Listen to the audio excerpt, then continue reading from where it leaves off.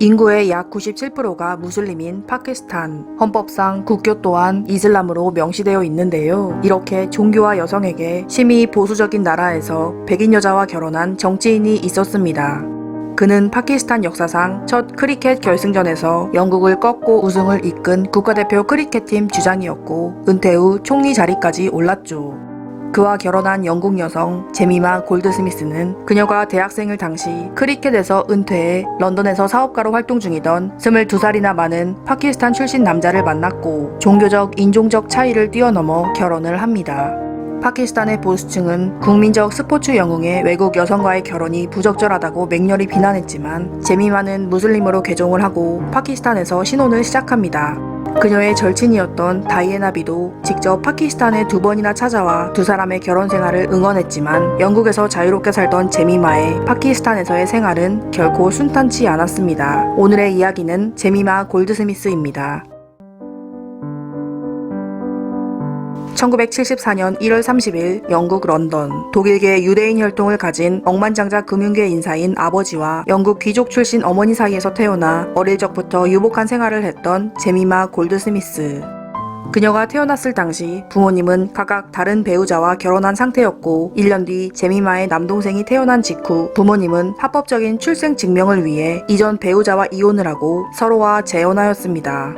제미마는 사립학교에 다니며 자신과 비슷한 상류층 친구들과 어울렸고 커가면서 자연스레 사교계에 대위를 해 성인이 된 이후에 사교 모임에서 유명한 소녀였죠. 1995년 초 그녀는 런던에서 열린 만찬에서 한 남자를 만납니다. 그 남자는 파키스탄 출신의 은퇴한 크리켓 선수 임란 칸으로 그는 파키스탄 역사상 가장 인기 있는 스포츠 스타였습니다. 1992년 크리켓 월드컵에서 파키스탄 국가대표팀 주장이었던 임란 칸. 처음으로 결승에 진출한 파키스탄은 영국을 꺾고 사상 첫 우승 트로피를 안게 되며 그는 국민적 인기를 얻게 되는데요. 임란 칸은 파키스탄의 유력 가문의 아들로 그 역시 부유한 성장 배경을 가졌고 키가 크고 서양 기준으로도 미남이었던 그는 영국의 명문 옥스포드 대학을 졸업하였으며 두 사람이 만나던 때는 그가 이제 막 파키스탄 정치에 입문하려던 시기였습니다. 당시 제미마의 나이 21살, 임란 칸의 나이 43살로 22살의 나이차와 다른 문화적, 종교적 배경을 가졌지만 서로의 매력적인 외모에 끌렸고 임란 칸의 정치적 비전에 그녀가 깊은 관심을 가지면서 두 사람은 빠르게 가까워졌습니다.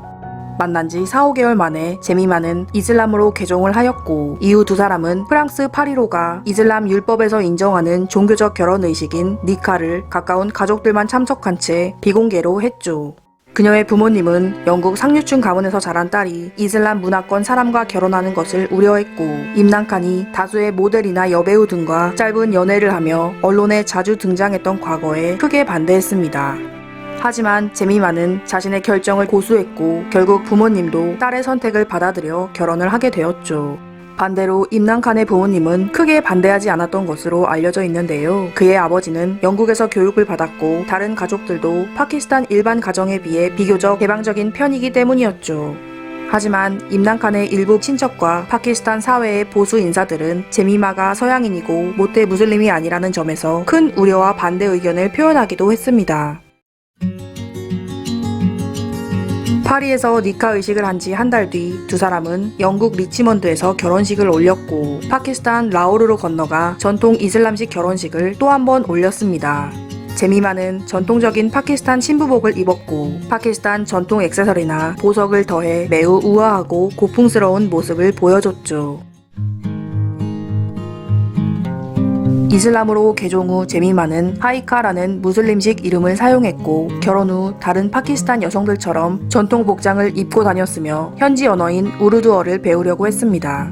파키스탄 라오르에서의 처음 5년 동안 그녀는 시부모님, 시동생들, 시조카들까지 포함된 대가족에서 지내며 부계의 유대인 혈통으로 유대교 전통에 익숙한 삶을 살았지만 이슬람 문화와 관습을 습득하기 위해 분투했습니다. 하지만 이슬람으로 개종함에도 불구하고 그녀의 유대인 혈통은 결혼 생활 내내 임란 칸의 정치적 반대파들에 의해 비난의 대상이 되곤 했습니다. 2008년 제미마가 기고한 한 기사에서 그녀는 결혼 초기에 새롭고 너무나도 다른 문화에 받아들여지고자 하는 열망이 커서 자신이 지나치게 순응했다고 회상했죠. 임난칸과 제미마는 결혼한 이듬해 첫째 아들을 낳았고 3살 터울로 둘째 아들을 얻었습니다. 제미마가 파키스탄의 삶에 적응하려고 애쓰는 동안 임난칸은 본격적으로 정치에서 자신의 영향력을 확대해 나가기 시작합니다. 1999년 그는 정의, 반부패라는 슬로건 아래에 새로운 당을 창당했습니다. 초창기 그는 선거에서 패배하고 언론의 조롱과 기존 정치 세력으로부터 고립되는 등 순탄치 않았습니다. 그의 곁에 있는 백인 아내 제미마까지 언론과 대중의 비난의 타깃이 되며 둘 사이도 점점 균열이 가기 시작했는데요. 1998년 제미마는 파키스탄에서 제작된 전통 스타일의 고급 타일을 친정 엄마에게 선물을 하려고 영국으로 보냅니다. 하지만 이 과정에서 파키스탄 세관은 그것을 파키스탄의 유물로 간주하여 문화재 밀수 혐의로 전량 몰수합니다. 이 사건은 최대 징역 6개월 또는 벌금형에 처해질 수 있는 중대한 사건이었지만 임난칸 부부는 정치적 보복이라고 반박했죠. 제미마는 임신한 몸으로 기소되었고 가뜩이나 서양 여자인 그녀에 대해 안 좋았던 시선이 더 크게 폭발되며 그녀가 납치 직전까지 몰리는 상황에 직면했습니다. 그리고 이 사건은 1999년 무샤라프의 군사 쿠데타 이후 무혐의로 종결되었지만 그녀에겐 큰 충격을 안겼죠.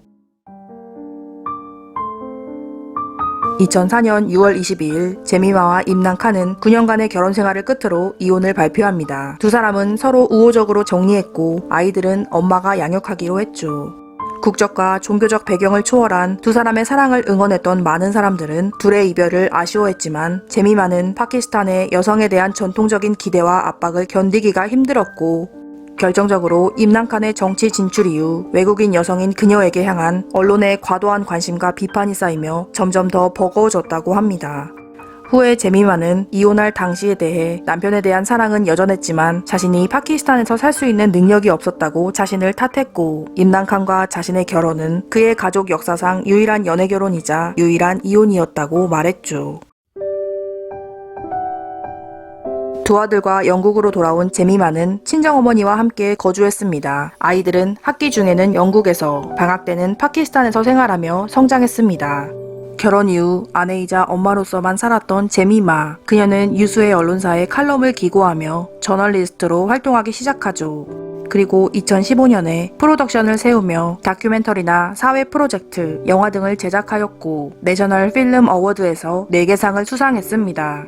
그리고 영국에 돌아왔을 당시 30살이었던 제미마는 배우 휴그랜트와 약 3년간의 연애, 배우 러셀 브랜드 등과도 만나며 젊고 자유로운 생활을 하는 영국 여성으로 돌아왔죠. 부패가 없고 자립하는 파키스탄을 외치던 임난칸은 2018년 마침내 파키스탄의 제21대 총리가 되었습니다. 그는 총리 재임 기간 동안 파키스탄의 수많은 위기를 고군분투했지만 2022년 불신임 투표를 통해 해임되었죠.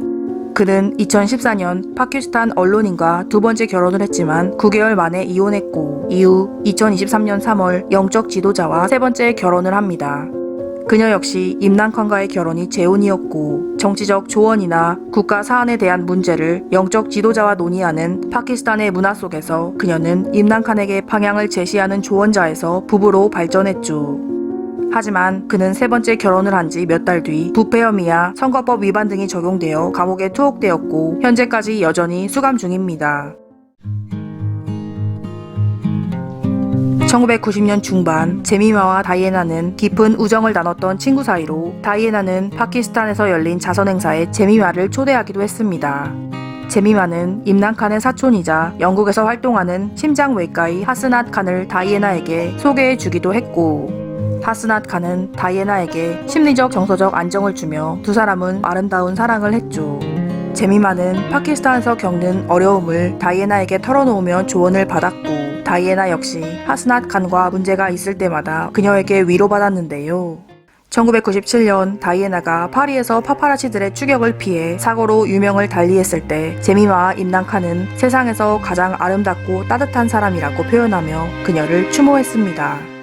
임난칸이 감옥에 투옥되자 그의 두 아들은 아버지의 수감이 부당했고 국제사회의 압력이 필요하다며 아버지의 석방을 요구하고 있습니다. 제미마 역시 전 남편이 갇혀있는 빛이 들어오지 않는 독방이 인권 침해라며 교도소의 처우에 대해 우려를 표했죠. 두 아들들과 통화까지 제한되면서 아버지와 연락조차 할 수 없는 상황이 극히 비인도적이라며 판결 여부와 상관없이 인간으로서 최소한의 조건은 지켜져야 한다며 그녀는 여전히 공개적으로 호소하고 있습니다. 영국 상류층의 수많은 아가씨들 중 하나였던 제미마, 전설적인 크리켓 선수에서 총리까지 오른 파키스탄인 임란 칸을 만나며 그녀의 삶 역시 역사에 새겨지게 됩니다.